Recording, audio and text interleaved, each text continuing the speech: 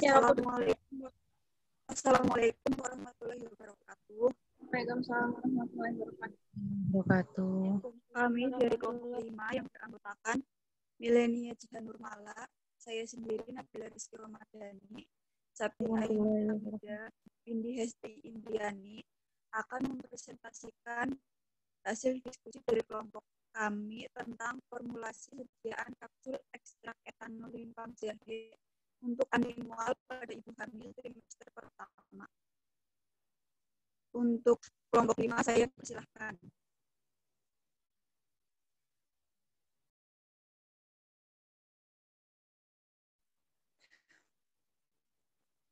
Latar belakang, Kabupaten Kebumen, Provinsi Jawa Tengah memiliki 26 kecamatan. Di antara kecamatan tersebut terdapat Kecamatan Pejagoan yang kami gunakan sebagai tempat survei penggunaan obat herbal di masyarakat dan pelayanan kesehatan.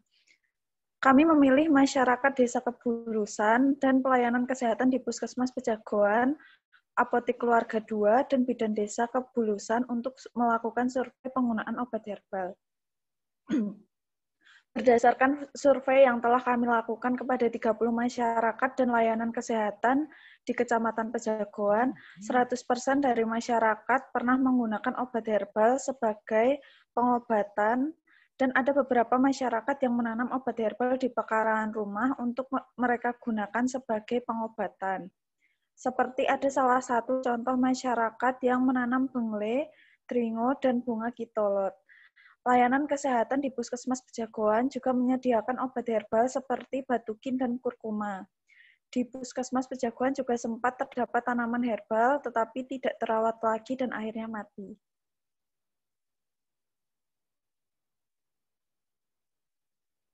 Lanjut, Sep. Karena banyaknya masyarakat dan pelayanan kesehatan di Kecamatan Pejagoan yang menggunakan tanaman herbal sebagai pengobatan, maka dari itu dalam pembuatan formulasi kami memilih tanaman jahe sebagai obat anti mual untuk ibu hamil pada trimester pertama, mengingat masih tingginya angka kematian dan kurangnya gizi untuk bayi di Indonesia. Kami memilih bentuk sediaan kapsul untuk formulasi kami karena kapsul bisa menutupi rasa dan bau yang tidak enak yang mungkin tidak disukai oleh ibu hamil.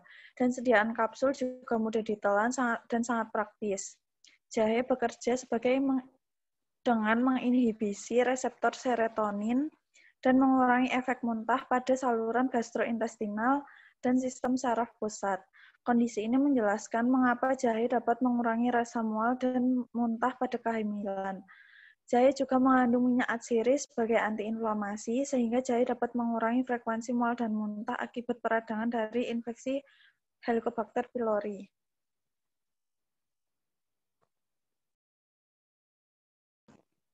Emesis gradivarum atau nama lainnya Nausea gradivarum atau lebih dikenal dengan istilah morning sickness, yaitu mual muntah yang terjadi pada pagi hari.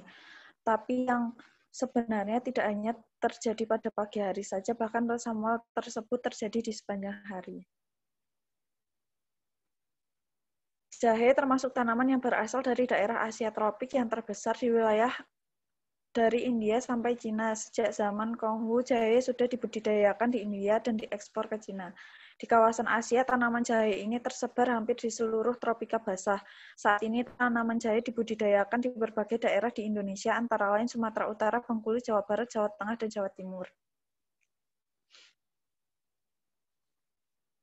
Lanjut, Sep.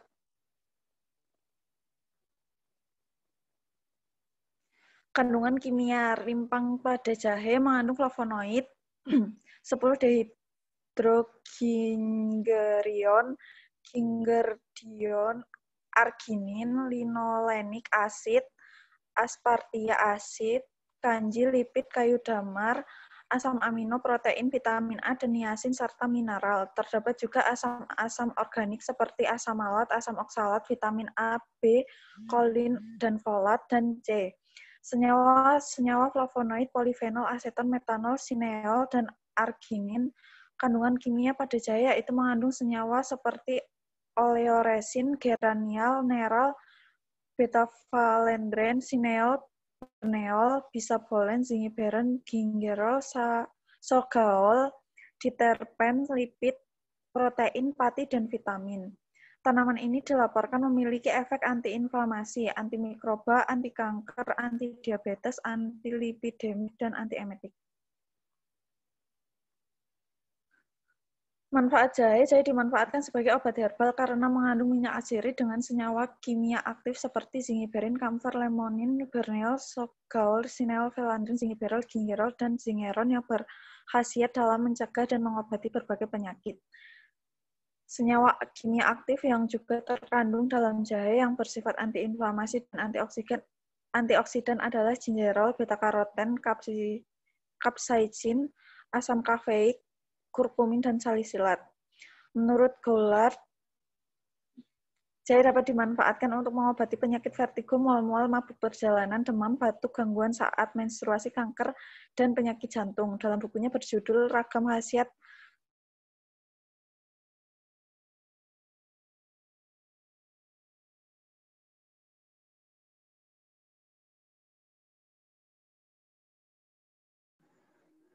Oh, hilang suaranya, Mbak Windy. mengobati penyakit rematik dan impoten. Lanjut, Sep. Ekstrak merupakan proses pemisahan bahan dari campurannya dengan menggunakan pelarut. Ekstrak adalah sediaan yang diperoleh dengan cara mengekstraksi tanaman obat dengan ukuran partikel tertentu dan menggunakan medium pengekstraksi yang tertentu. Berdasarkan konsistensinya, ekstrak dapat dibagi menjadi 3, yaitu ekstrak cair, kental, dan kering. Ekstrak biasanya masih mengandung sejumlah pelarut tertentu. Kadar air lebih dari 20%. Ekstrak kental merupakan ekstrak yang pelarutnya telah diuapkan sampai batas tertentu. Lanjut, Sep.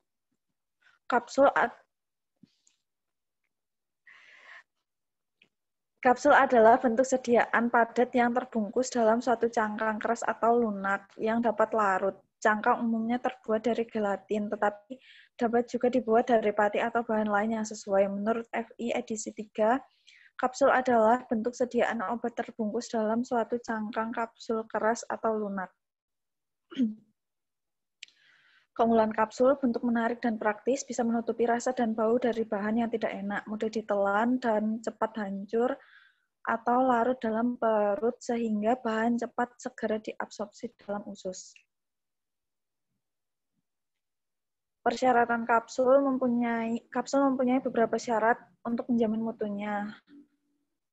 Yang pertama itu keseragaman sediaan waktu hancur di solusi kadar zat berkhasiat. Yang selanjutnya akan dilanjutkan oleh Milenia Jihan Nurmala.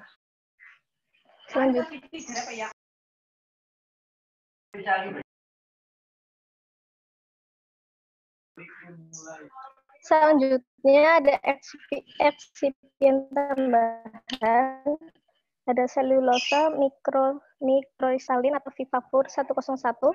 Selulosa mikrokristalin luas digunakan dalam farmaseutika terutama sebagai pengisi pengikat pada formulasi kapsul dan tablet oral. Vivapur juga memiliki sifat lubrikan dan desintegran. Vivapur 101 memiliki ukuran partikel yang kecil sehingga memiliki luas permukaan besar sehingga lebih efektif dalam mengadopsi kelembaban. Partikel-partikel dengan luas permukaan besar merupakan absorben yang baik untuk absorpsi. Bahan-bahan yang mempunyai luas permukaan tinggi bisa mempunyai retakan dan pori-pori yang mengabsorpsi gas dan uap, seperti air ke dalam sel-selnya. Albert 2008. Vivapur 102 memiliki ukuran partikel yang lebih besar sehingga berguna untuk meningkatkan sifat aliran di masa serbuk. Agus 2008. Ada aerosol atau colloidal silikon dioksid merupakan serbuk amorf silika dengan ukuran partikel sekitar 15 nanomikron, berwarna putih, ringan, tidak berasa. Aerosol digunakan sebagai absorben karena dapat mengabsorpsi lembab, terutama yang berasal dari ekstrak, sehingga akan mempermudah campuran bahan. Rowe 2009. Aerosil tidak hanya akan meningkatkan sifat alir ekstrak, tetapi juga menyalut permukaannya dengan lapisan film yang tipis. Penggunaan aerosil sebagai adsorben pada sediaan-sediaan ekstrak bisa mencapai 10%. Penambahan aerosil yang cukup besar akan menurunkan higroskopitas ekstrak dan melonggarkan serbuk. Agus 2007.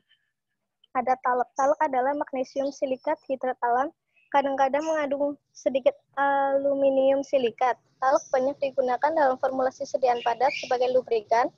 Untuk pemakaiannya sebagai lubrikan dan glider sebanyak 1-10%. Talak sangat halus, putih hingga abu-abuan tanpa rasa, merupakan serbuk kristal yang sangat mudah menempel pada kulit dan sangat halus. Ciri dan sifat untuk kelarutan praktis tidak larut dalam suasana asam. Inkompatibilitas terhadap zat mengandung amonium kuarter. Rowe et al. 2003. Ada magnesium stearat. Magnesium stearat adalah serbuk putih halus, putih memiliki bau yang lemah, rasa khas, serbuknya licin dipegang dan melekat pada kulit. Mg stearat secara luas digunakan dalam kosmetik, makanan, dan formulasi farmasi. Digunakan sebagai bahan pelicin dalam kapsul dan industri tablet pada konsentrasi 0,25% dan 5%. Rowe et al. 2009. Ciri-ciri dan sifat untuk kerapatan 1,092 gram per sentimeter, kelarutan praktis tidak larut dalam etanol. Etanol 95%, ether dan air sedikit larut dalam benzen hangat, dan etanol 95% hangat.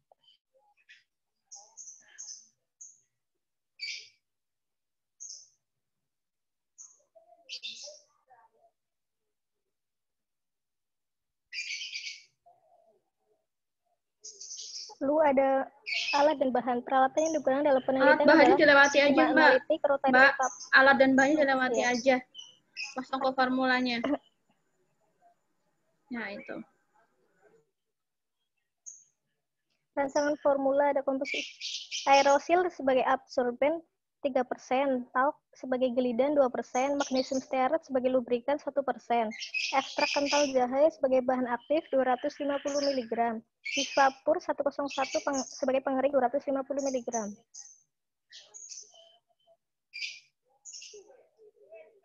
Prosedur kerja pembuatan ekstrak etanol rimpang jahe. Pembuatan ekstrak etanol rimpang jahe dilakukan dengan metode maserasi.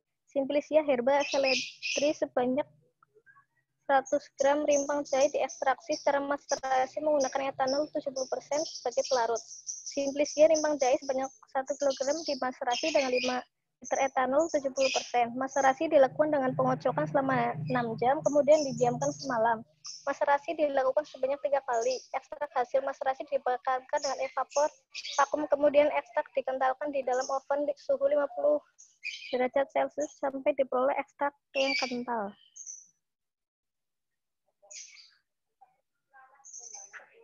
Ada standarisasi ekstrak.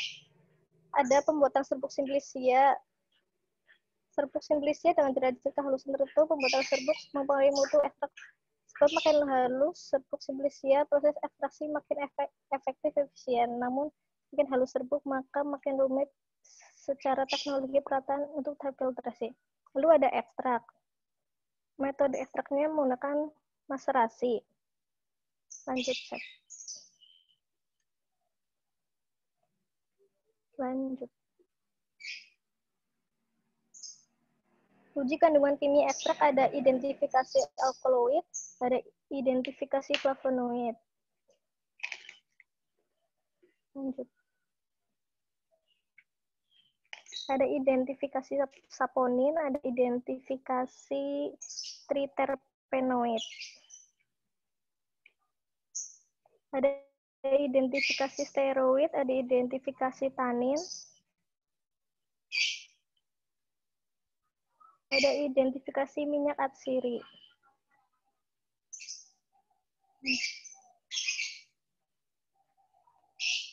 Selanjutnya akan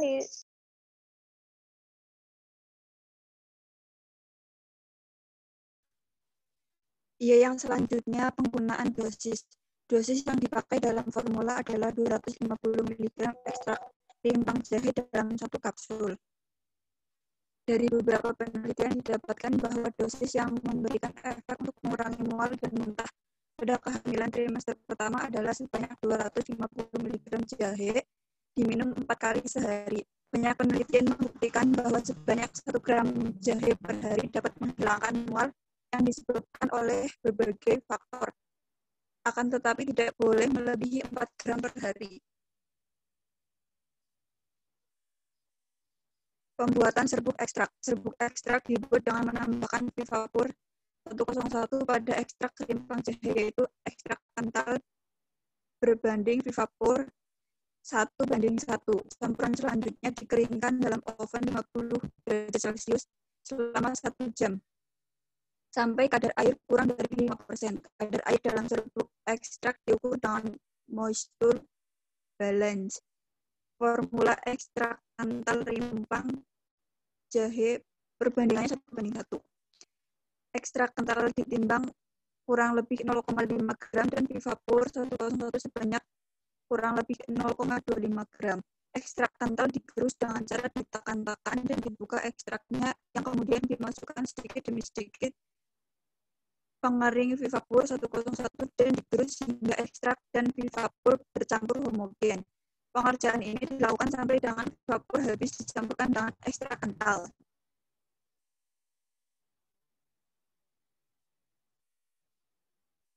Formula pembuatan sediaan. Indeks komparabilitas sama dengan BJ awal dikurangi BJ mampat per BJ awal. Formulasi kapsul ekstrak rimpang jahe dibuat dengan pencampuran serbuk ekstrak rimpang jahe ditambahkan aerosol 3% sebagai adsorben, talk 2% sebagai bidan, dan magnesium stearat 1% sebagai lubrikan. Evaluasi fisik. Berdasarkan hasil optimasi pengeringan serbuk ekstrak diperoleh hasil yang paling baik digunakan adalah dengan perbandingan ekstrak kental banding Vivapur, yaitu 1:1 untuk serbuk ekstrak rimpang jahe. Evaluasi massa kapsul. Massa kapsul 25 gram ditimbang lalu dimasukkan ke dalam corong dan diratakan. Flowmeter dinyatakan dalam waktu yang diperlukan seluruh massa untuk mengalir melalui corong dicatat. Laju alir dinyatakan sebagai banyaknya gram serbuk yang melewati celah mesin per detik. Suhu istirahat. Sejumlah massa kapsul dimasukkan ke dalam corong hingga penuh, kemudian ratakan. Massa yang jatuh akan membentuk kerucut lalu diukur hingga jari-jari kerucut. Kemudian hitung sudut istirahatnya. Bulk density dan tape density. Massa kapsul ditambahkan 50 gram, dimasukkan ke dalam gelas ukur, kemudian diukur volumenya. Berat jenis awal M/F1 gelas ukur yang berisi massa tablet tersebut diletakkan pada alat bulk density tester. Alat dipasang pada ketukan sebanyak 300 kali. Percobaan diulangi dengan 300 ketukan kedua untuk memastikan bahwa volume tambal tidak mengalami penurunan. Volumenya diukur berat jenis mampat sama dengan M/F2. Pengujian anti mual. Pengujian ini digunakan untuk menguji efektivitas jahe dalam menurunkan mual muntah pada kehamilan trimester pertama. Sedikitnya ada 115 kandungan zat aktif di dalam jahe yang mempunyai efek farmakologis bagi tubuh. Salah satunya anti-emetik. Oleh karena itu, jahe memiliki khasiat untuk dapat mengatasi mual dan muntah dalam kehamilan melalui zat aktif yang dikandungnya, yaitu gingerol, sagol, galanolakton, dan terpenoid. Untuk mengatasi mual dan muntah dapat mengonsumsi jahe dalam berbagai bentuk sediaan. Dosis jahe yang digunakan tidak boleh melebihi 4 gram per hari agar dapat menghindari efek samping. Kandungan di dalam jahe terdapat atsiri, gingebrol, bisabelana, kurkumin, gingerol. Ayo moderator, waktunya diperhatikan seperti kemarin. Sudah berapa menit? Vitamin A dan resin pahit yang dapat memblok serotonin, yaitu suatu neurotransmitter yang disintetiskan pada neuron serat energi dalam sintetis saraf pusat dan sel-sel elektroneuromorfin dalam saluran pencernaan sehingga dapat dipercaya dapat sebagai pemberian perasaan nyaman dalam perut sehingga dipercaya sebagai pemberi perasa nyaman dalam perut sehingga dapat mengatasi mual muntah.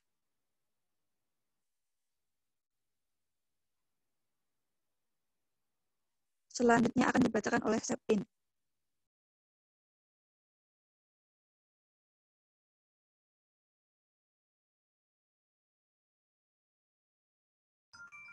Selanjutnya ada analisis data. Pengambilan data dilakukan di Desa Kebulusan, Kecamatan Bejagoan, Apotek Keluarga 2, Bidan Desa, dan Puskesmas Kecamatan Bejagoan.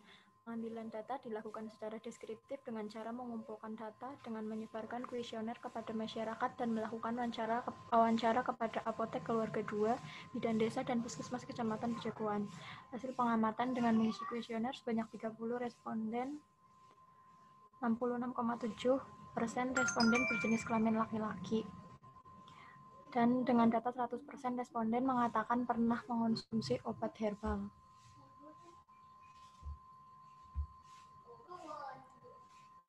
Dari hasil pengamatan dikatakan bahwa menggunakan ramuan kesehatan ataupun obat herbal sebagian besar telah diturunkan dari tetua keluarga mereka. Di zaman modern ini, tanaman ini masih diperlukan sehingga sebagian besar dari mereka memiliki tanaman obat di pekarangan rumahnya. Namun menurut mereka, resep-resep obat tradisional tidak perlu dicatat dan didokumentasikan karena sebagian besar dari mereka sudah hafal resepnya.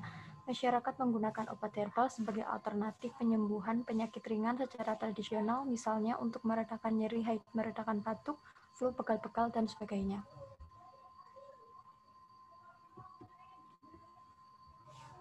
Data yang diperoleh kemudian diolah untuk mendapatkan data kuantitatif. Selain itu, penelitian ini juga dilakukan analisa uji statistik. Hasil statistik menggunakan Mann-Whitney didapatkan hasil p-value 0,0005 kurang dari 0,5 yang artinya pemberian sirup jahe lebih baik pada pemberian air gula. Berdasarkan hasil uji statistik menggunakan Wilcoxon didapat hasil p-value 0,005 kurang dari 0,5 yang artinya median post-test lebih baik daripada median pre-test. Jahe dikonsumsi dalam berbagai cara seperti wedang jahe, aromaterapi, permen jahe, kapsul, ekstrak jahe. Dosis rata-rata yang dapat digunakan antara 0,5 sampai 2 gram kapsul dan tidak boleh melebihi 4 gram per hari. Efek samping yang terjadi adalah rasa tidak enak di mulut, mulas, bersendawa, kembung, dan mual, terutama pada sediaan jahe bubuk. Selanjutnya ada lampiran, ada dokumentasi wawancara.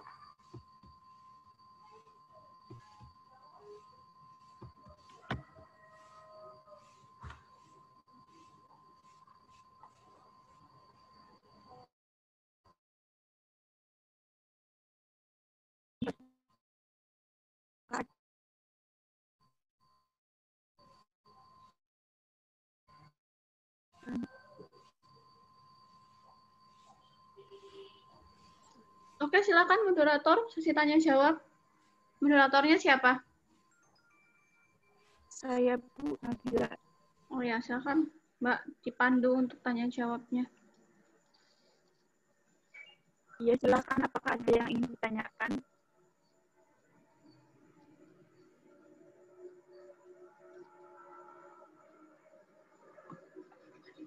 Minimal dua pertanyaan. Minimal dan maksimal dua penanya. Harus ada yang nanya 2 orang.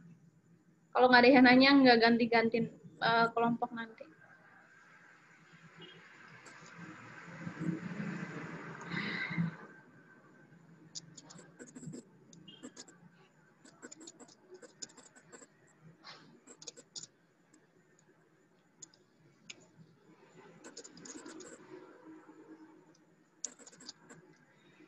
Oh, silakan. Yang mau bertanya, ditunggu.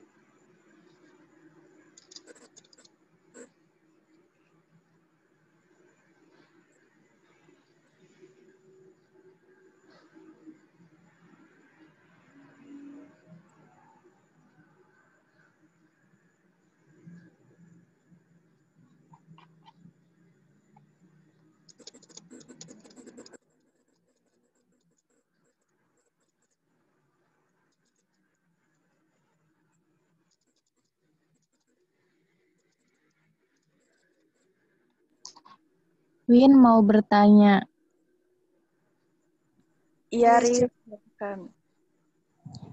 Jadi di formulasi kapsul kamu jadi pakai kapsul nomor berapa, terus penggunaannya berapa kali sehari? Terima kasih.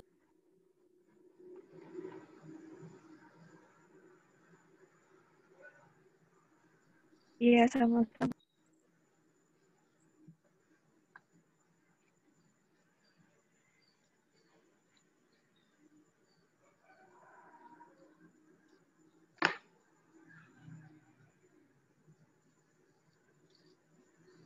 Ini satu pertanyaan lagi.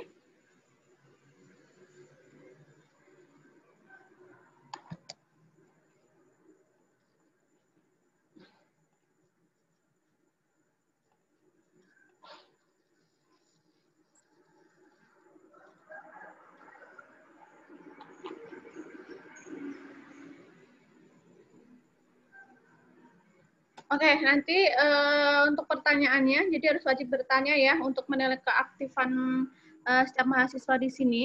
Nanti ini akan saya sharekan di YouTube dan silakan mahasiswa wajib bertanya di kolom komentar siapa saja dan nanti kelompok yang presentasi harus menjawabnya. Gitu ya, harus ada pertanyaan. Kemudian Bu, saya mau bertanya, Bu. Oh ya, silakan Mbak. Perkenalkan, saya Siti Nursbeda. Saya mau bertanya kepada kelompoknya Mbak Windy. Di sini kan masa rasi dilakukan dengan pengocokan selama 6 jam, kemudian didiamkan semalaman. Itu fungsinya untuk apa? Kenapa dilakukan pengocokan selama 6 jam, kemudian didiamkan semalaman? Terima kasih. Assalamualaikum warahmatullahi wabarakatuh. Waalaikumsalam warahmatullahi wabarakatuh. Oke. Beberapa hal yang ingin saya tanyakan dan ingin saya klarifikasi sebetulnya di laporan kelompok B5 ini. Yang pertama adalah ketika di pendahuluan, terutama di latar belakang masalah. Untuk latar belakang masalah, sama seperti kelompok-kelompok yang lainnya, bahwa di latar belakang masalah, mungkin teman-teman semua kesulitan untuk membuat latar belakang masalah. Jadi silakan baca, harusnya bikin latar belakang masalah, teman-teman lebih sering membaca artikel, kemudian sering membaca skripsi-skripsi ataupun penelitian-penelitian yang lain, laporan-laporan penelitian yang lain. Kemudian ini ada beberapa masukan yang ada di latar belakang. Yang pertama bahwa di dalam latar belakang kelompok B5, di sini belum ada hasil survei dari masyarakat. Kemudian apa yang menjadi landasan atau apa yang menjadi sebuah alasan kenapa memilih tanaman jahe gitu ya untuk anti emetik. Karena di sini dikatakan bahwa di paragraf nomor 2 dikatakan bahwa berdasarkan survei yang telah dilakukan 30 masyarakat dan layanan kesehatan di Kecamatan Pejaguan 100% menggunakan obat herbal sebagai pengobatan ya, dan beberapa dan beberapa masyarakat ini harusnya disebutkan berapa persenkah dari 30 orang itu yang menanam obat herbal di pekarangan rumah untuk digunakan sebagai obat. Harusnya ditampilkan berapa statistiknya, berapa data persennya gitu atau jumlah orangnya. Kemudian di sini salah satu contoh masyarakat itu menanam bengle, deringo, dan bunga kitolon, tapi tidak ada yang menyatakan dia menanam jahe.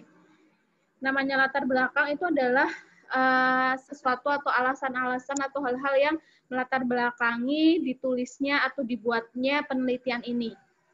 Tuh, di sini tidak ada jahenya. Jadi saya rasa nanti latar belakangnya nilainya kurang baik.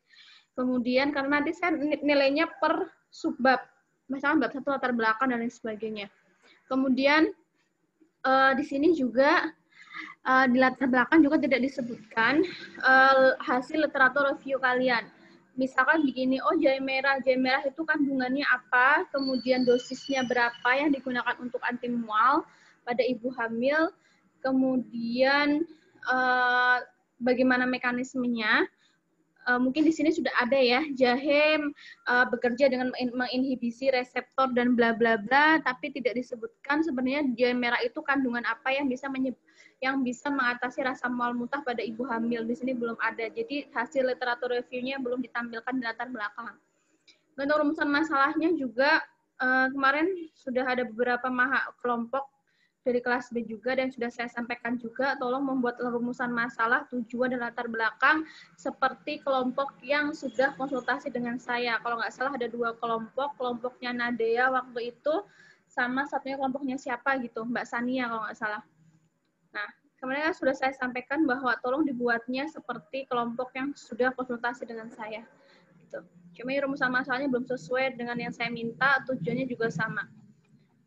Untuk tinjauan pustaka di sini juga di tanaman jahe tadi saya mencari-cari sebetulnya oke lah di latar belakang belum ditampilkan untuk dosis jahenya dan juga di tinjauan pustaka juga tidak ada. Ini yang sangat saya sayangkan, di tinjauan pustaka di kandungan kimia hanya kandungannya saja di sini ya, tapi tidak disebutkan berapa dosisnya. Oke, kemudian sebenarnya saya mau nanya dulu, ini lebih ke klarifikasi sebetulnya. Untuk jahe itu yang sebagai anti mual, kandungan apanya? Kelompok B4.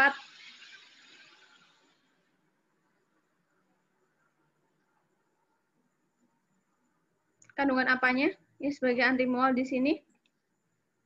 Nanti akan berhubungan dengan bab 3 mengenai metodenya. Kandungan apa yang sebagai antiemetik di sini?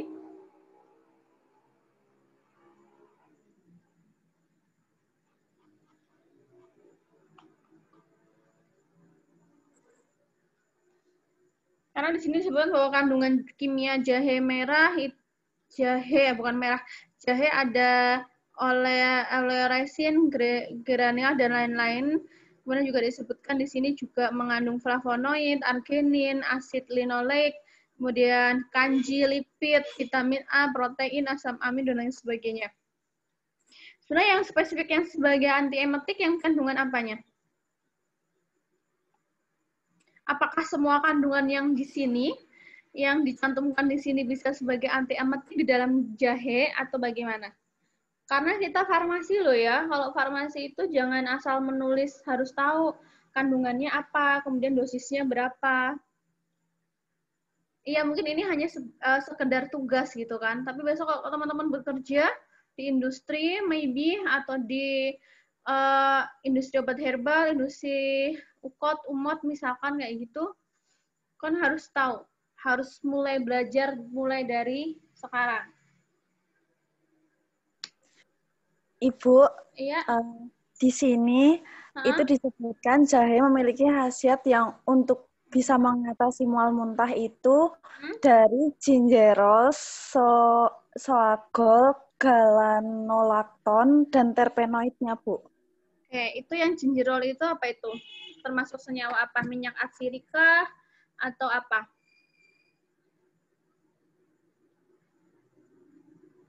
Apa kira-kira?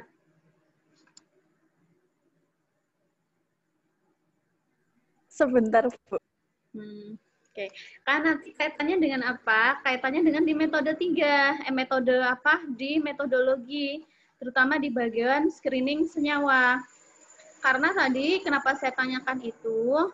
Karena di bab 3, di bagian mana tadi ya saya baca ya? Kok nggak ada di sini ya? Di screening fitokimianya di mana ya? Oh, di sini. Oke, di kandungan kimia ekstrak itu ada identifikasi alkaloid, ada flavonoid, ada saponin, ada triterpenoid, ada steroid, ada tanin, dan ada identifikasi minyak atsiri. Makanya saya menanyakan, ini apa sih sebenarnya kandungannya? Kayak gitu. Apakah memang diperlukan untuk mengidentifikasi semua senyawa yang ada di dalam jahe? Kalau misalkan memang sudah kalau memang dari penelitian sebelumnya sudah diketahui kandungan senyawa apa yang sebagai antiemetik, ya berarti itu saja yang perlu dipastikan senyawanya. Sebenarnya sih, untuk apa sih uji kandungan kimia ekstra? Kenapa suatu penelitian itu perlu suatu penelitian bahan alam gitu ya? terutama untuk bidang formulasi. Kenapa sih perlu dilakukan uji kandungan kimia ekstrak? Sebenarnya kan itu sudah ada penelitian sebelumnya, gitu ya. Jadi ketika teman-teman mau penelitian tentang formulasi, itu harus dipastikan bahwa bahwa tanaman yang mau dibikin formula itu sudah ada dosis tepatnya, kemudian sudah ada diketahui kandungan senyawanya apa, dosisnya berapa, dan memang benar-benar sudah teruji aktivitas ekstraknya sendiri. Kalau itu baik gitu. Nah, atas berdasarkan itu, ya, kemudian teman-teman baru membuat formulanya. Jangan sampai ketika kita mau membuat formula, ternyata belum ada penelitian tentang aktivitasnya. Misalkan nih, seperti jahe gitu ya. Saya mau bikin kapsul anti-emetik atau anti mual gitu. Nah, dipastikan bahwa betul-betul ekstrak jahe ini kandungannya apa, kemudian berapa sih dosisnya, itu benar-benar efektif sekali sebagai anti-emetik. Nah, kemudian kalian punya ide, nah ini sudah ada nih penelitian, kandungannya ini, kemudian ekstraknya apa, dosisnya sekian, terbukti efektif. Berarti kan bagaimana caranya supaya ekstrak itu atau tanaman itu bisa dikonsumsi? Berarti kan oke, dibikin suatu sediaan atau formula. Nah, makanya dibikin formula kayak gitu. Ya. Jadi jangan sekali-sekali membuat suatu formulasi ya, tapi belum dipastikan aktivitas efektivitasnya kayak gitu. Ya. Ini kenapa? Supaya teman-teman ketika besok skripsi itu sudah ada gambaran. Kayak gitu. Itu ya, coba Mbak dicari. Karena di sini ada identifikasi minyak asiri. Makanya saya tanyakan, gingerol itu termasuk apa? Minyak asiri kah? Atau termasuk flavonoid kah? Atau termasuk alkaloid kah? Kan gitu. Ya, coba dicari jawabannya ya Mbak. Saya izin ke kamar mandi dulu.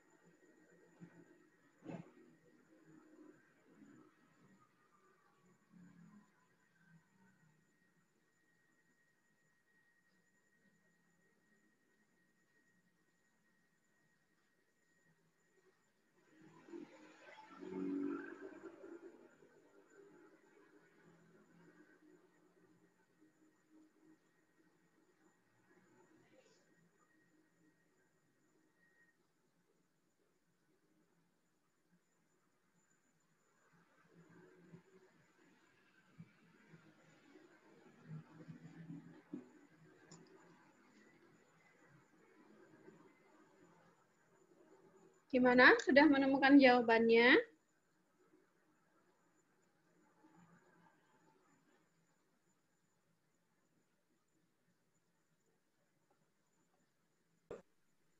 Sudah, Bu.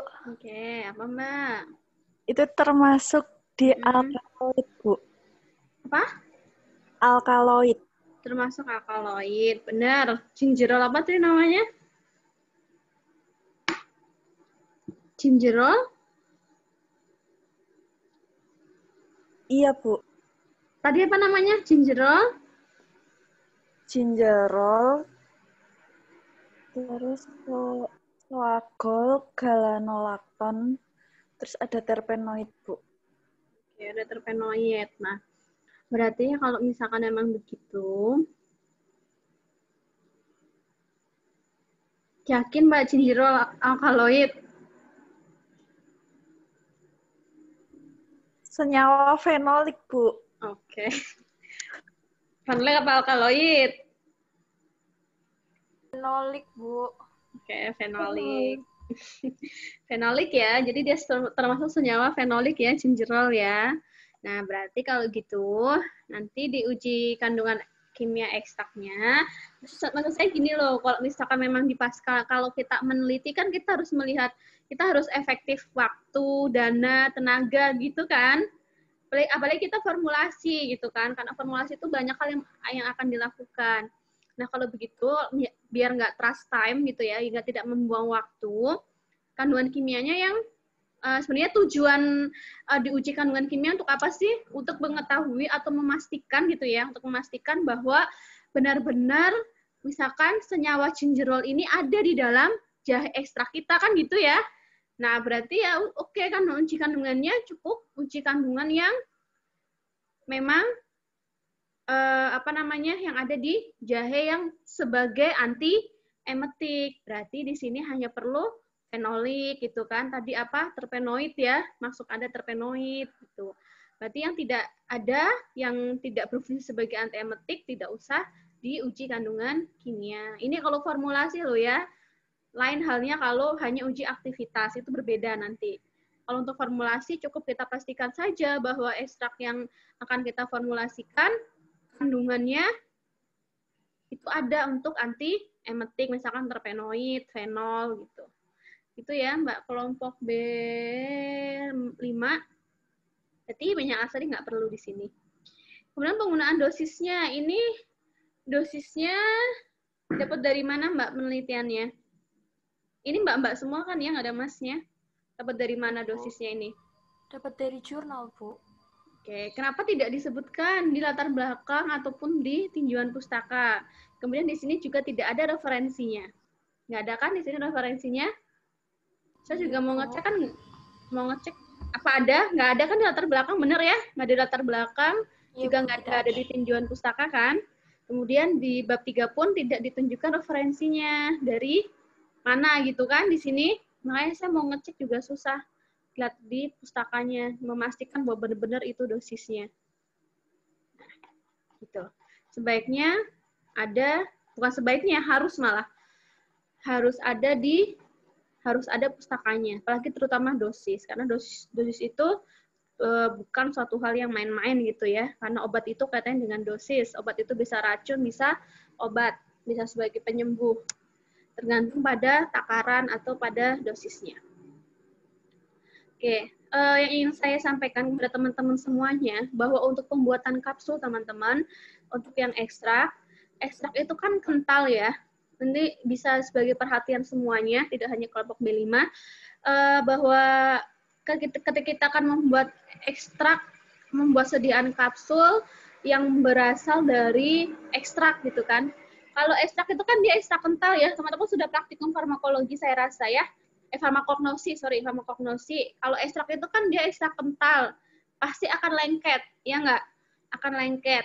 Kemudian nantinya ketika itu dia dibikin sediaan kapsul, kemudian dicampur dengan dengan bahan-bahan yang lain. Ini saya bukakan formulasinya. Ya, dicampur dengan asorbal, grid dan lubrikan gitu ya. Belum tentu ekstraknya itu tidak lengket. bisa saja masih lengket. Kemudian kalaupun kalau dari ekstrak langsung kita campur ke bahan-bahan eksipien, ya itu akan lengket nanti di cangkang kapsulnya. Kalau lengket pasti akan lembab, gitu kan. Kemudian kalau lembab pasti tampilan cangkangnya jadi tidak bagus kan gitu. Nah makanya sebelum dicampur dengan bahan-bahan lain seperti absorben, seperti glidan, seperti lubrikan, maka ekstraknya kita itu harus dicampur dengan pengering. Harus kita jadikan sebagai serbuk kering. Nah, ini dicampur, salah satunya adalah Vivapur 101. Kenapa di sini 250 mg? Karena dosisnya atau perbandingannya 1:1 gitu ya. Ekstrak kental jahenya 250 mg, berarti Vivapurnya juga 250 mg karena 1:1 sesuai dengan yang ada di cara kerja di sini. Di sini ini kan 1:1. Nah, berarti ekstraknya itu sebelum dicampur bahan-bahan eksipien lain, itu harus ditambahkan dengan pengering. Jadi kita bikin massa kering dulu. Nah, ketika sudah menjadi massa kering, baru dicampur dengan absorben, dengan lubrikan, dan dengan yang lainnya. Pasti nanti akan menjadi serbuk kering. Gitu ya. Nah, jadi tidak langsung dicampur dengan bahan-bahan yang lainnya. Mungkin besok teman-teman ada yang mau skripsi tentang kapsul, begitu caranya. Gitu dari saya, dari komentar dari saya gitu ya, dan ada beberapa masukan dari saya. Terima kasih untuk kelompok B5 atas partisipasinya. Nanti untuk jawaban yang belum terjawab, nanti setelah kelompok B6 presentasi saja. Ya, terima kasih kelompok B5 atas partisipasinya untuk mengikuti perkuliahan FTSOA, terutama untuk PBL ini ya. Kemarin sudah ke masyarakat, ke fasilitas kesehatan, kemudian udah cari literatur, kemudian sudah membuat laporan, itu menurut saya sudah sangat luar biasa, tapi memang harus perlu ditingkatkan kembali. Gitu. Terima kasih banyak, silakan ditutup untuk kelompok B5, kelompok B5. Nanti setelah B6 selesai presentasi, silakan menjawab pertanyaan dari teman-temannya yang tadi bertanya. Silakan untuk moderator, saya serahkan kembali ke moderator. Sekian persis dari kelompok kami. Bila ada kata-kata yang kurang berkenan, kami mohon maaf. Terima kasih. Wassalamualaikum warahmatullahi wabarakatuh. Waalaikumsalam warahmatullahi wabarakatuh. Silakan untuk kelompok selanjutnya, langsung bisa share screen ini.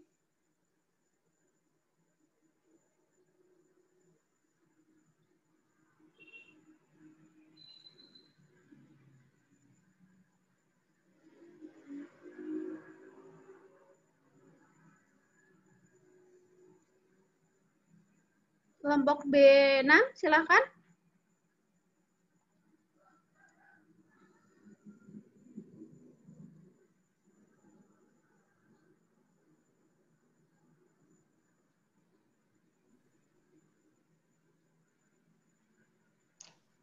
Assalamualaikum warahmatullahi wabarakatuh. Waalaikumsalam warahmatullahi wabarakatuh. Kami dari kelompok 6 akan mempresentasikan laporan hasil studi lapangan kelompok kami yang beranggotakan yang pertama saya sendiri, Pinky Eka Saputri sebagai moderator, yang kedua ada Rizka Hidayatus Solihah, yang ketiga Rosi Oktaviani, yang keempat Sukma Edi Febri Alfian, dan yang terakhir Tika Amalia. Silakan untuk kelompok 6 untuk mempresentasikan, waktunya 25 menit, yang 15 menit untuk presentasi dan 10 menit tanya jawab. Slide pertama akan dibacakan oleh Sukma.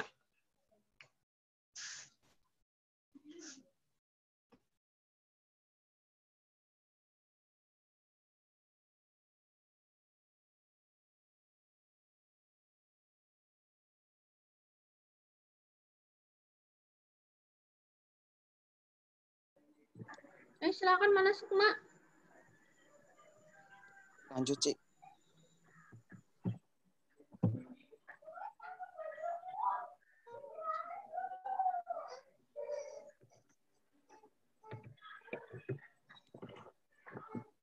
Ya, pendahuluan. Diare merupakan penyakit yang disebabkan oleh mikroorganisme seperti bakteri, virus, dan protozoa. Untuk pengobatan diare menggunakan obat dengan bahan antalpukit dan pektin, ataupun antibiotik seperti clotrimazole. Alternatif pengobatan lain adalah dengan obat tradisional. Sediaan granul effervescent merupakan metode pengobatan yang nyaman untuk pemberian jumlah zat aktif atau bahan kimia yang telah diukur sebelumnya dengan disolusi. Pulvis gummi arabicum atau PGA sering digunakan sebagai bahan pengikat karena bahan pengikat PGA mempunyai daya ikat yang lebih kuat dibanding pengikat lain, mampu menghasilkan granul yang memenuhi persyaratan seperti sifat alir dan sifat fisik. Indriani 2009. Daun jambu biji atau Psidium guajava dapat digunakan untuk mengobati diare atau mencret, disentri, dan kolesterol atau kolesterol. Pramono 2002. Tanaman jambu biji yang sering digunakan sebagai obat adalah bagian daunnya, karena komponen aktif yang banyak terdapat pada jambu biji yang memberikan efek anti diare adalah zat flavonoid, tanin, minyak katsiri, dan alkaloid. Tujuan: mengetahui isi kandungan yang terdapat pada daun jambu biji. Mengetahui cara membuat formulasi sediaan granul effervescent daun jambu biji. Mengetahui pengaruh menggunakan kombinasi asam, basa, dan pengikat. Manfaatnya membuat formulasi sediaan granul effervescent daun jambu biji untuk mengatasi diare. Lanjut, Cik. Kandungan dan kegunaan.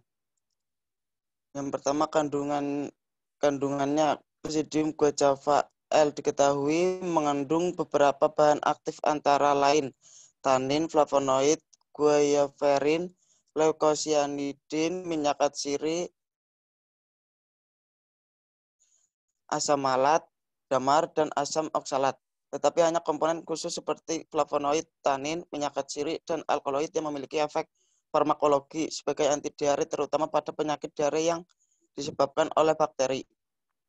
Berdasarkan penelitian yang dilakukan oleh John, salah satu bahan aktif yang terkandung dalam daun Psidium guajava yang memiliki peranan paling efektif sebagai anti diare adalah flavonoid. Psidium guajava juga memiliki kandungan lain yang memiliki potensi sebagai anti diare, yaitu minyak katsiri dan alkaloid. Senyawa turunan flavonoid yang terkandung dalam daun Psidium guajava adalah quercetin. Kegunaan atau manfaat sediaan yang kami buat yaitu untuk mengatasi diare yang terbuat dari daun jambu biji dengan bentuk sediaan granul effervescent. Selanjutnya ada ekstrak. Ekstrak adalah sediaan kental yang diperoleh dengan aksi senyawa aktif dari Simplicia nabati atau Simplicia hewani menggunakan pelarut yang sesuai. Ekstrak menurut FI edisi 4 adalah sediaan kental yang diperoleh dengan mengekstraksi senyawa aktif dari Simplicia nabati atau hewani menggunakan pelarut yang sesuai. Kemudian semua atau hampir semua pelarut diuapkan dan massa atau serbuk yang tersisa diperlakukan sedemikian hingga memenuhi baku yang telah ditetapkan. Ekstrak dikelompokkan atas dasar sifatnya, yaitu yang pertama, ekstrak encer adalah sediaan yang memiliki konsisten semacam madu dan dapat dituang. Yang kedua, ekstrak kental adalah sediaan yang liat dalam keadaan dingin dan tidak dapat dituang. Kandungan airnya berjumlah sampai 30%. Tingginya kandungan airnya menyebabkan ketidakstabilan sediaan obat karena cemaran bakteri. Yang ketiga, ekstrak kering adalah sediaan yang memiliki konsistensi dan mudah dituang. Sebaiknya memiliki kandungan lembah tidak lebih dari 5%. Ekstrak cair ekstrak yang dibuat sedemikian sehingga satu bagian simplisia sesuai dengan dua bagian ekstrak cair. Kemudian ada standarisasi ekstrak. Standarisasi bahan atau sediaan obat tradisional, simplisia atau ekstrak adalah suatu persyaratan atau diwujudkannya reprodusibilitas terhadap kualitas farmasetik maupun terapeutik. Standarisasi ekstrak adalah serangkaian parameter yang dibutuhkan sehingga ekstrak persyaratan produk kefarmasian sesuai dengan persyaratan yang berlaku. Yang pertama ada parameter non-spesifik, kedua ada parameter spesifik, yaitu identitas, berisi informasi terkait deskripsi serta tata nama dari ekstrak maupun tumbuhan bahan baku ekstrak, serta senyawa identitas dalam ekstrak. Senyawa identitas merupakan senyawa tertentu yang menjadi petunjuk spesifik identitas suatu ekstrak atau bahan baku ekstrak dengan metode tertentu. Kemudian ada organoleptik, bertujuan untuk mengetahui khususnya bau dan rasa simplisia yang diuji, serta pengenalan awal yang seobjektif mungkin. Uji organoleptis adalah menggunakan panca indera, mendeskripsikan bentuk, warna, bau, rasa. Kemudian ada senyawa terlarut dalam pelarut tertentu. Evaluasi parameter ini dilakukan dengan melarutkan ekstrak dengan pelarut alkohol atau air, untuk ditentukan jumlah solut yang identik dengan jumlah senyawa kandungan secara gravimetrik. Yang ketiga ada uji kandungan kimia ekstrak, yaitu kandungan kimia merupakan senyawa atau identitas senyawa yang terkandung dalam ekstrak, yang dapat ditentukan kadarnya secara kromatografi instrumental, bertujuan memberikan data kadar kandungan kimia tertentu sebagai senyawa identitas atau senyawa yang diduga bertanggung jawab pada efek farmakologi. Di sini ada sifat fisika dan kimia. Yang pertama ada asam sitrat, berat molekul 90 gram per mol, titik leburnya 153 derajat Celcius, titik didihnya 175 derajat Celcius, kelarutan dalam airnya 207,7 gram per 100 mili. Pada titik didihnya asam sitrat terurai, terdekomposisi, berbentuk kristal berwarna putih, tidak berbau dan memiliki rasa asam. Sifat kimianya, kontak langsung paparan terhadap asam sitrat kering atau larutan dapat menyebabkan iritasi kulit dan mata, mampu mengikat ion-ion logam sehingga dapat digunakan sebagai pengawet dan penghilang kesadaan dalam air. Kemudian ada asam sitrat. Yang pertama sifat fisikanya. Asam sitrat merupakan halur berwarna atau bening, berwarna putih, tidak berbau, dan rasa asam. Asam tartat meleleh pada suhu 168 derajat Celcius.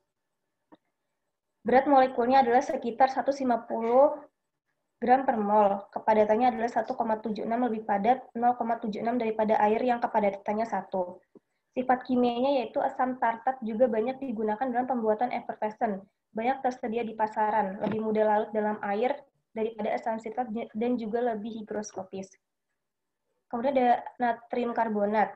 Sifat fisikanya berbentuk padat, serbuk atau kristal, serbuk dan granul, berwarna putih dan tidak berbau.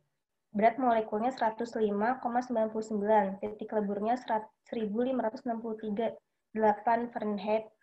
Berat jenisnya 2,532. Kelarutannya 4,5 gram per 100 mili air panas dan gliserol. Larut sebagian dalam air dingin, tidak larut dalam aseton dan alkohol. Sifat kimianya yaitu stabil di bawah kondisi normal. Penggunaan higroskopis menyerap kelembapan dari udara. Kondisi yang harus dihindari, bahan yang tak tercampurkan panas dan lembab atau air. Bahan yang tak tercampurkan yaitu asam kuat, oksidator kuat, litium, fluorin, fluorida, amonia, perak nitrat, amonia, natrium sulfida, plus air, logam aluminium panas, natrium sulfida, seng, kalsium hidroksida, hidrogen peroksida, fosfor pentoksida. Kemudian ada PGA. Sifat fisikanya itu pulvis gumi arabicum atau gum Arab, gum akasia, gum asasia adalah eksudat gum kering yang diperoleh dari batang dan bahan Acacia, Senegal wilit, dan beberapa spesies lain. Kemudian hampir tidak berbau terasa tawar seperti lendir. Sifat kimianya dapat digunakan untuk pengikatan flavor, bahan pengental, pembentuk lapisan tipis, dan pemantau emulsi. Gum Arab akan membentuk larutan yang tidak begitu kental dan tidak membentuk gel. Kemudian ada aspartam, sifat fisikanya memiliki rumus kimia, terus merupakan senyawa yang tidak berbau, berbentuk tepung kristal berwarna putih, sedikit larut dalam air dan berasa manis. Sifat kimianya yaitu bisa terionisasi dan kemudian ada pada bagian residu asam aspartat. Pada pH netral, aspartam ada dalam 2 bentuk terionisasi. Kemudian ada laktosa, sifat fisikanya yaitu mudah larut dalam air. Kristal laktosa keras sehingga menyebabkan makanan menjadi keras dan terasa seperti berpasir dan biasanya tidak disukai. Laktosa mempunyai derajat manis yang lebih kecil dari sukrosa. Sifat kimianya terkristalisasi dalam bentuk labosa monohidrat. Laktosa mempunyai sifat dapat menyerap zat-zat aroma dan warna, sehingga dapat dipakai sebagai pembawa zat-zat aroma yang pada umumnya mempunyai sifat mudah menguap. Di sini ada formulasi granul effervescent daun jambu biji. Formulasi 1 dan 2 dan 3 yaitu 250 mg. Konversi dosisnya, perhitungan konversi dosis dari manusia ke hewan uji. Dosis manusianya 250 mg per 40 kg berat badan. Ekstrak daun jambu biji. Maka faktor konversi dosis manusia ke mencit dengan bobot 20 gram yaitu 0,0026 gram. Dosis untuk mencitnya yaitu dosis manusia dikali faktor konversi 250 dikali 0,0026 sama dengan 0,65.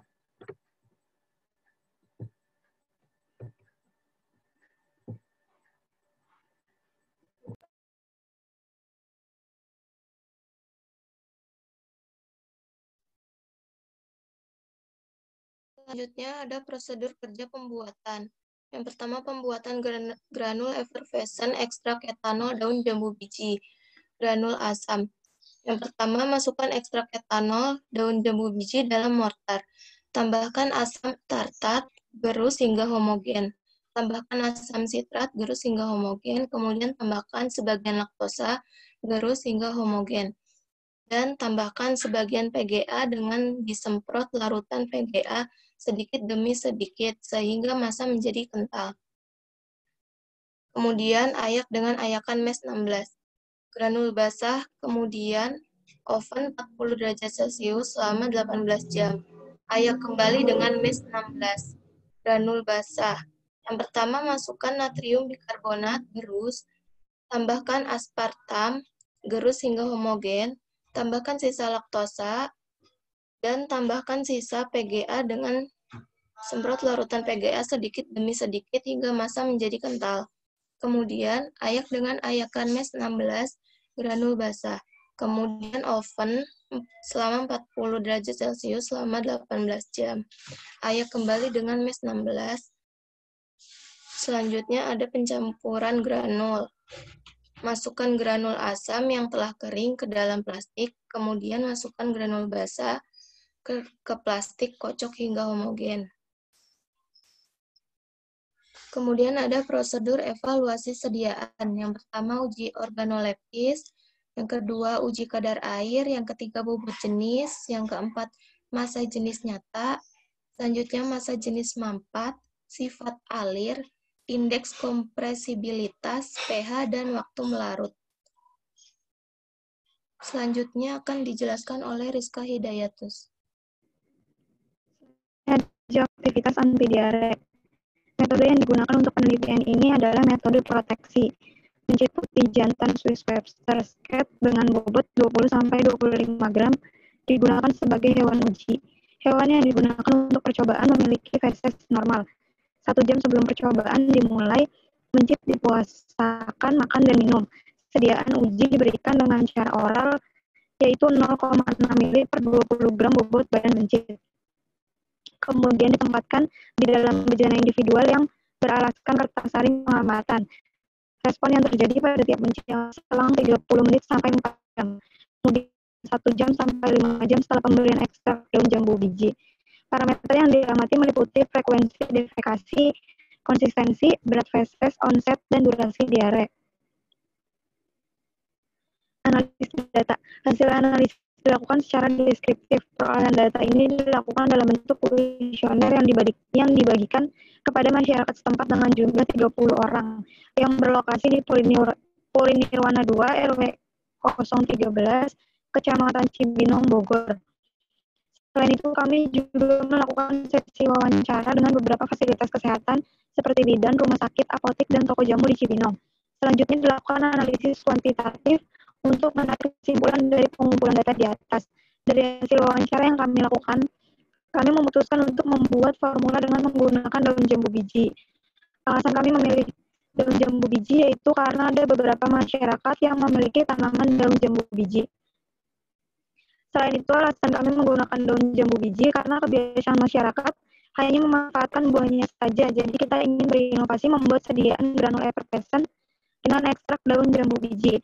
Alasan pemilihan sediaan granul karena penggunaannya lebih mudah, dapat diberikan pada anak-anak dan orang yang sulit menelan tablet atau kapsul, serta masih jarang sediaan effervescent di pasaran. Aturan pakai untuk daun jambu biji itu maksimal 15 gram per hari atau 3 kali sehari untuk dewasa, sedangkan untuk anak-anak maksimal yaitu 7 gram per hari atau 2 kali sehari.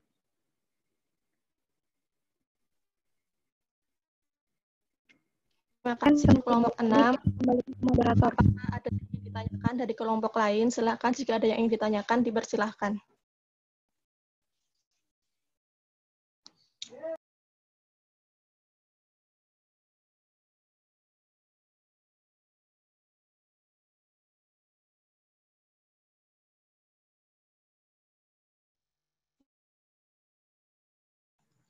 Ya, Assalamualaikum warahmatullahi wabarakatuh. Waalaikumsalam warahmatullahi wabarakatuh. Saya Liana Kanulus Fitriani, NIM C11800-182 dari kelompok 3, ingin bertanya kepada kelompok 6, pada cara pembuatan terdapat pengayakan, yaitu tujuan dari pengayakan dan kenapa digunakan ayakan nomor 16. Terima kasih.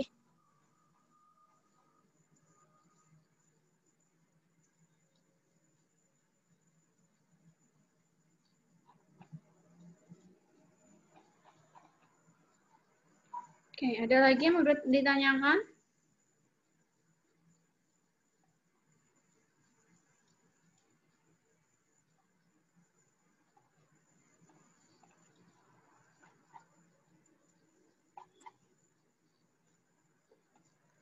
Oke, sembari menunggu, ada beberapa hal yang lebih ke masukan sebetulnya.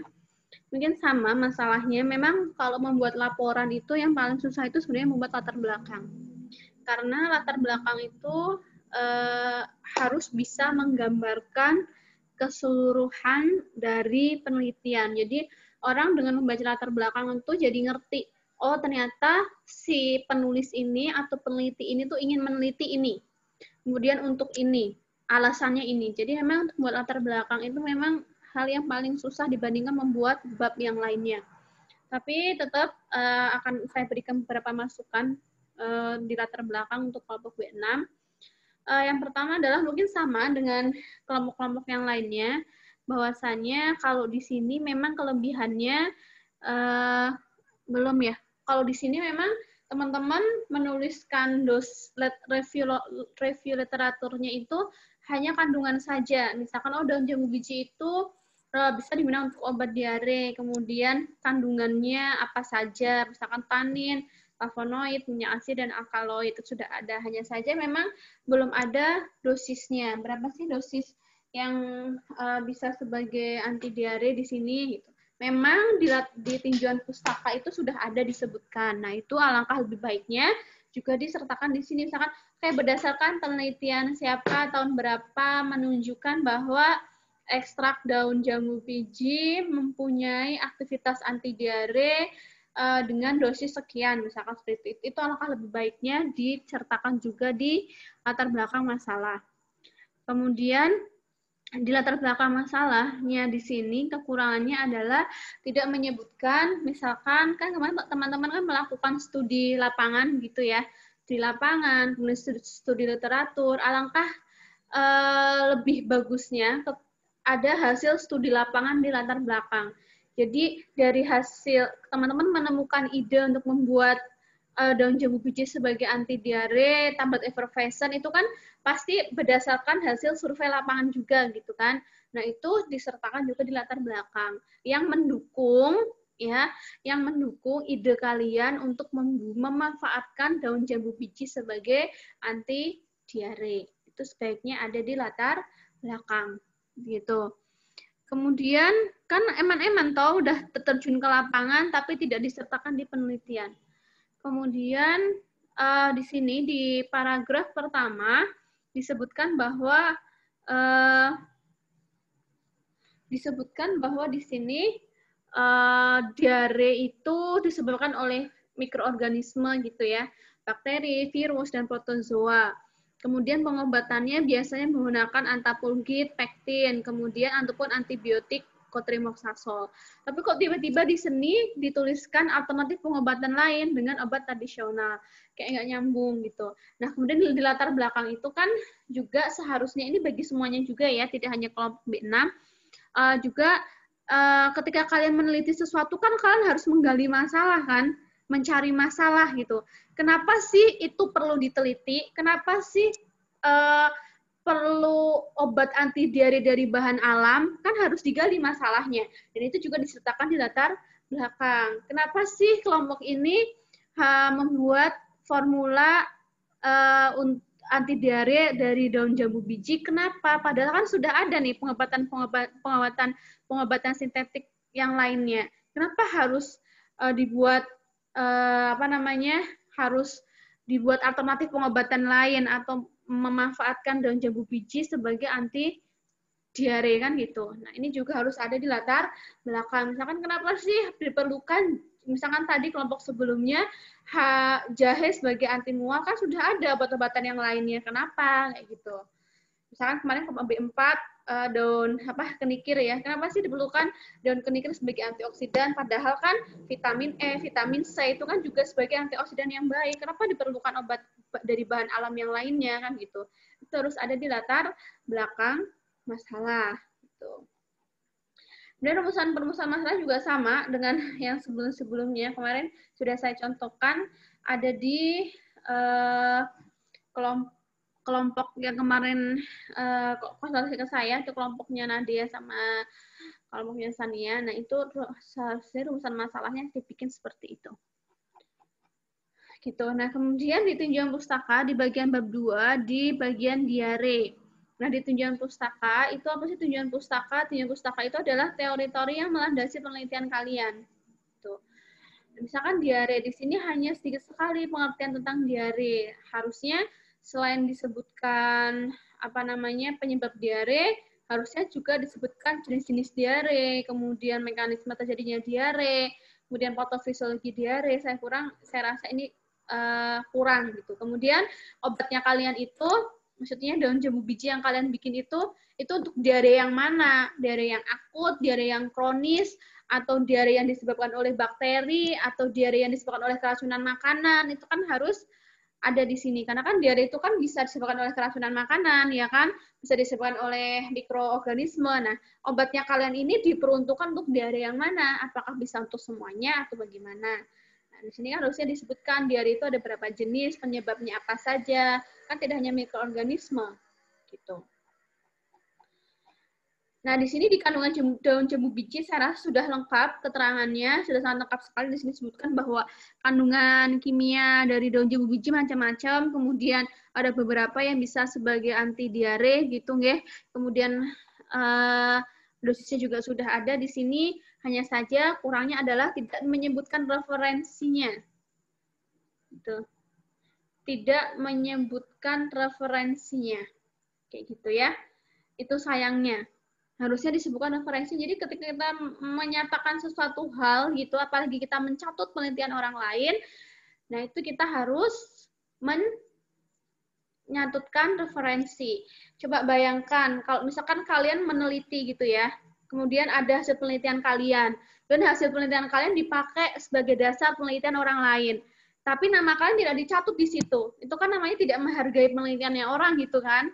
Pasti kalian akan kecewa juga. Nah, itu sebagai seorang peneliti kita juga harus menghargai hasil penelitian orang lain. Apalagi kalau kita mencatut penelitian orang lain di penelitian kita, itu harus wajib ya menyertakan atau menuliskan referensinya di sini. Tuh. Kemudian di sini dibikin sebagai tablet effervescent. Di sini satuannya belum ada, ini satuannya miligram apa gram? Ya. Apa kilogram? Benar, saya tanyakan satu saja, apa perbedaannya tablet effervescent dengan tablet konvensional? Perbedaan dalam formulasinya ada di mana? Perbedaan tablet effervescent dan tablet konvensional. Kira-kira di mana perbedaannya? Kelompok B6?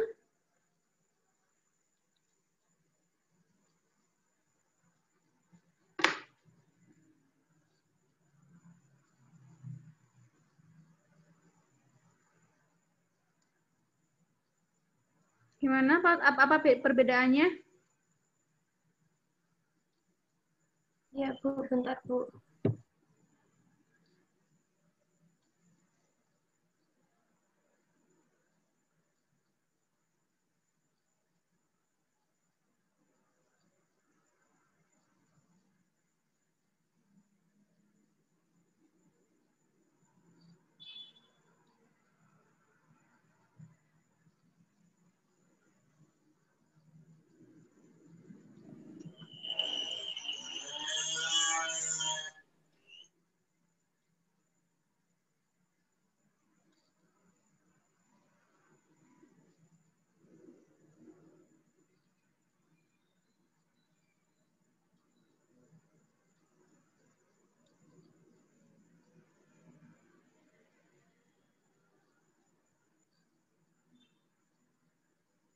Tadi berapa pertanyaan? Sudah ada pertanyaan dari mahasiswa yang lainnya ya?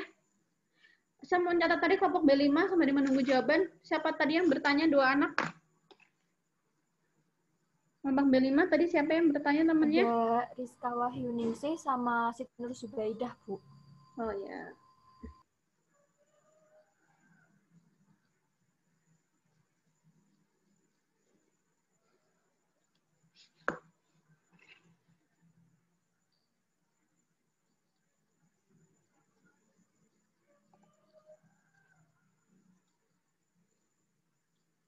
Oke, B5 sudah ada jawabannya tadi pertanyaan temannya, saya menunggu B6. Iya, Bu, sudah ada, Bu. Oh iya, silakan. Ya, saya Septin Ainun Hamidah akan menjawab pertanyaan dari Rizka Wahyuningsih. Jawabannya untuk kelompok kami, kapsul yang digunakan yaitu nomor 00 dengan aturan pakainya 4 kali sehari itu dari jurnal dapusnya dari Al-Yamania HU dan Mahmudah 2014. Ya, Rizka gimana? Bisa diterima? Iya, bisa, Septin. Makasih ya. Ya, sama-sama. Kelompok B6 bisa itu stop share screen?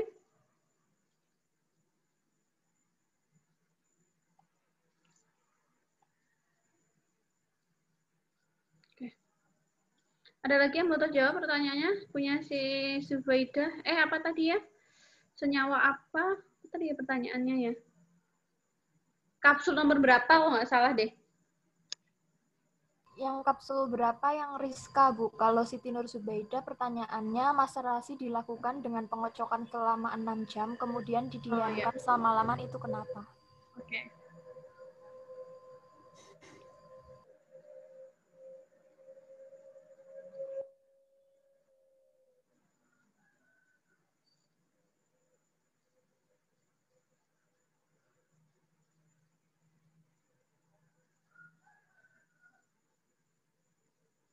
Wildan, rambutmu tuh kenapa berdiri-berdiri kayak gitu, Wildan?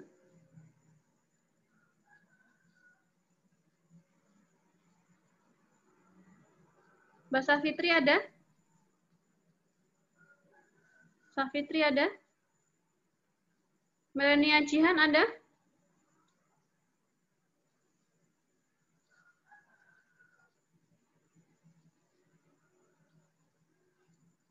Sudah bilang ya, selama kuliah videonya di-on-kan. Iya, Bu. Oke, jawabannya siapa yang mau terjawab? B5? Jawabannya Zubaidah, Bu. Kenapa harus dikocok selama? 6 jam. Kenapa harus dikotak selama 6 jam, kemudian didiamkan semalaman? Oh, jawabannya gampang itu, Mbak. Maserasi Karena kan? semakin lama waktu maserasinya akan semakin tinggi pula senyawa fenolik yang didapatkan. Oke. Coba saya jelaskan prinsip maserasi apa? Prinsip loh ya, bukan prosedur. Bagaimana bisa pelarut itu bisa menyari senyawa yang ada di dalam simplisia kita. Prinsipnya apa?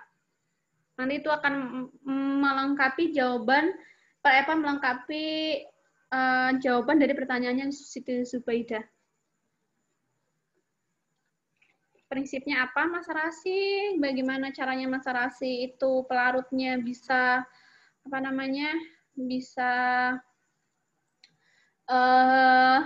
membawa keluar senyawa kita di dalam simplisia.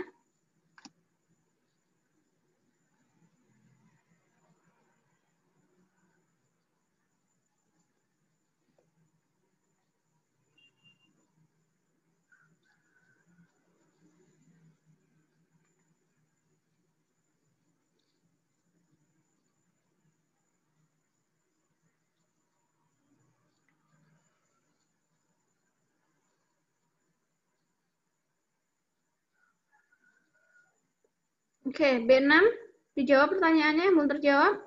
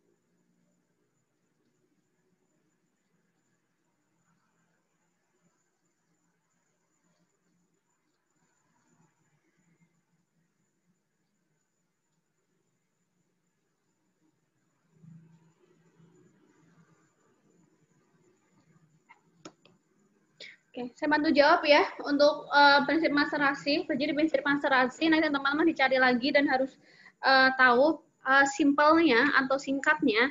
Prinsip maserasi adalah cairan penyari. Apa itu cairan penyari? Adalah pelarut yang kita gunakan, misalkan ekstrak misalkan pelarut etanol gitu ya. Misalkan ekstraksi tadi etanol jahe gitu kan. Berarti kan cairan penyarinya adalah etanol. Jadi prinsip dari metode maserasi itu berdasarkan satu dari jurnal ya, dari jurnal UAD mengatakan bahwa prinsip metode maserasi adalah cairan penyari akan menembus dinding sel. Jadi kalau teman-teman dulu belajar botani farmasi mungkin ya bahwa tanaman itu kan terdiri dari apa? Ada dinding sel gitu kan, dan ada yang lainnya juga gitu kan. Nah itu, jadi cairan penyari atau pelarut yang kita gunakan itu akan menembus dinding sel. Karena kan simplisanya kita rendam. Ya nggak, kalau maserasi kan simplisanya kita rendam di dalam pelarut gitu kan. Nah kemudian pelarutnya itu dia akan menembus dinding sel yang ada di simplisia kita. Ya, kemudian setelah dia menembus dinding sel, zat aktif itu akan terlarut. Karena apa? Karena adanya perbedaan konsentrasi antara larutan zat aktif di dalam sel dan di luar sel. Sehingga larutan dengan konsentrasi tinggi itu bisa membawa keluar zat aktif yang ada di dalam keluar sel. Jadi intinya gitu. Ya, jadi ketika pelarutnya masuk ke dalam sel gitu kan, itu kan ada perbedaan konsentrasi pasti ya. Konsentrasi di dalam itu lebih tinggi daripada konsentrasi di luar. Nah, sehingga nanti perbedaan konsentrasi itulah yang akan membawa zat aktif di dalam simplisia itu akan keluar dari simplisia dan akan terkumpul di luar simplisia atau di luar sel, yaitu di apa namanya itu di pelarutnya atau di cairan penyaringnya. Gitu. Jadi semakin kemudian kenapa harus diaduk gitu kan? Kenapa perlu pengadukan? Karena proses pengadukan itu bisa mempercepat ya, bisa mempercepat si cairan penyaringnya itu masuk ke dalam dinding sel dari tanaman. Gitu.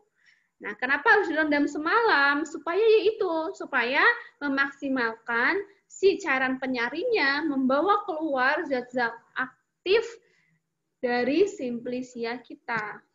Gitu. Terjawab ya, sudah ya.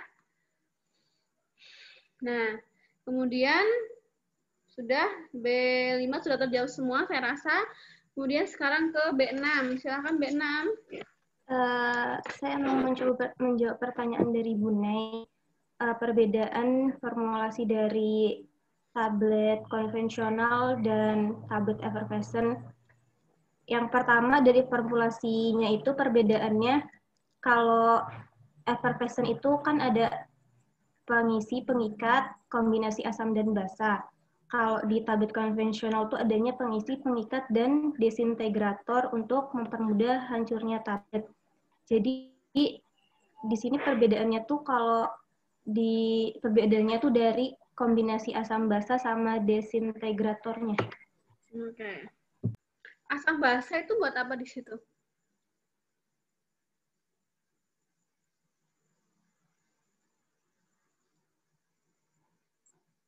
Asam basa di situ gunanya untuk apa? Kalian di formulasi itu pakai asamnya apa? Di sini pakai asamnya asam tartat sama asam sitrat. Oke. Basanya pakainya? Basanya pakai natrium bikarbonat. Oke, betul. Jadi perbedaannya ada di situ ya. Jadi perbedaannya kalau tablet konvensional yang jelas excipientnya itu sama dengan effervescent. Hanya perbedaannya kalau di effervescent itu ada komponen asam dan basa. Pertanyaannya apa kegunaan asam basa di dalam formulasi tablet effervescent, Mbak? Atau Mas? Tadi ada Masnya sih.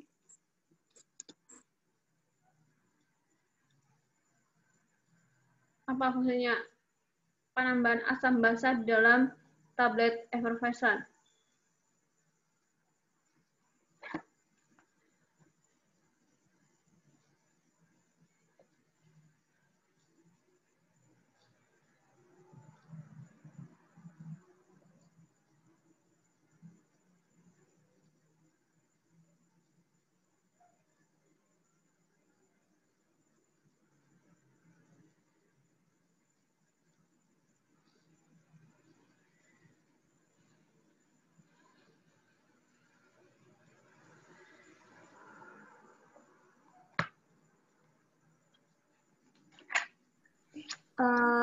Penambahan asam dan basa pada effervescent itu untuk mereaksi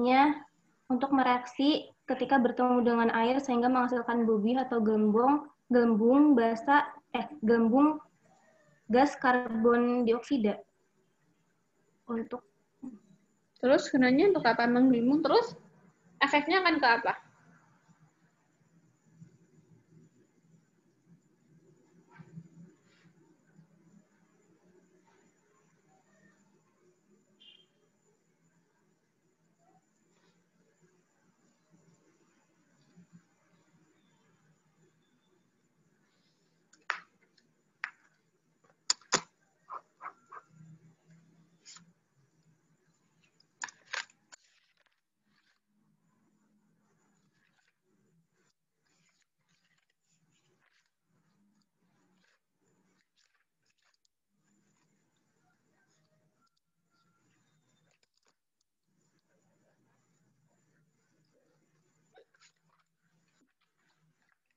Nanti dicari lagi ya Mbak, lebih lengkapnya ya.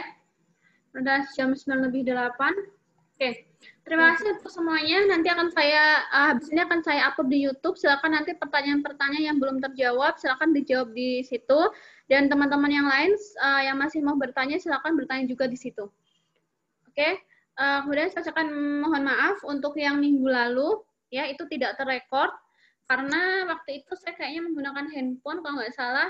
Waktu itu laptop saya tiba-tiba rusak. Jadi mohon maaf untuk yang minggu lalu, kayaknya tidak terrekord gitu. Kayaknya tidak terrekord. Coba nanti cek di YouTube, tapi kayak saya nyari nggak ada soalnya. Ya, saya mohon maaf sekali, mungkin untuk kelompok 1, 2, dan 3, 4, ya. Itu mungkin di video yang mau dikumpulkan nanti tidak ada video presentasinya. Tapi untuk kelompok 5 dan 6, itu harus ada. Terima kasih banyak semuanya. Untuk UTS besok ada 40 soal. Materinya adalah materi dari teman-teman semua presentasi dari baik kelas A dan kelas B. Ya, pilihan ganda. Jadi soal UAS itu adalah semua materi pastinya ya, dari standarisasi, dari ekstraksi, dari standarisasi sampai dengan formulasi.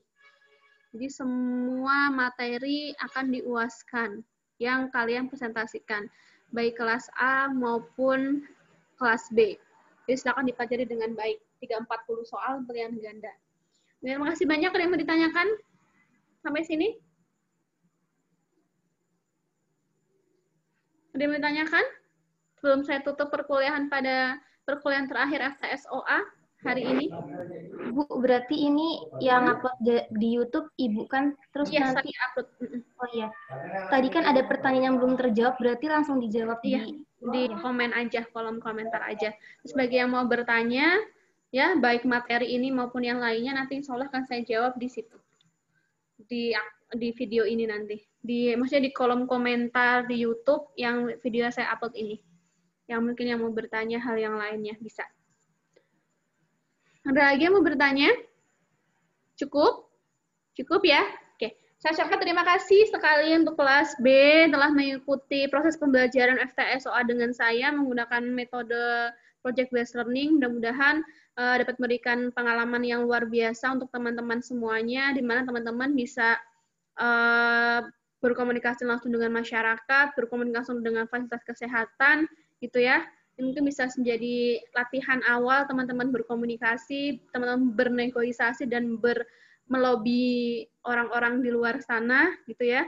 Karena saya rasa tidak mudah teman-teman untuk bertemu langsung dengan masyarakat, mengajak mereka untuk mengisi kuesioner, kemudian tidak mudah juga untuk mewawancara fasilitas kesehatan, tenaga kesehatan yang lainnya, maupun tenaga medis yang lainnya, itu juga tidak mudah saya rasa. Biar saya bisa melihat bagaimana kalian prosesnya, nanti silakan segera dikirim videonya sebagai supaya saya bisa menilai gitu. Itu semuanya nanti hard file-nya harap dikirim lengkap, di lampirannya juga lengkap, ada hasil kuesioner masyarakat, hasil wawancara fasilitas kesehatan, hasil wawancara tenaga medis, tenaga kesehatan harus ada di lampiran semuanya. Terima kasih banyak semuanya. Sampai bertemu di praktikum di bulan bulan Oktober, November, dan Desember. Silahkan jaga stamina karena praktikumnya kalian tuh akan banyak sekali ya. Jadi silahkan dijaga staminanya. Tetap harus memenuhi protokol kesehatan pastinya. Yang masih di luar Jawa segeralah pulang ke sini karena akan praktikum. Itu yang masih di luar kota juga segeralah kembali ke sini karena juga mau praktikum. Oke, terima kasih banyak. Saya akhiri. Wassalamualaikum warahmatullahi wabarakatuh. Waalaikumsalam warahmatullahi wabarakatuh.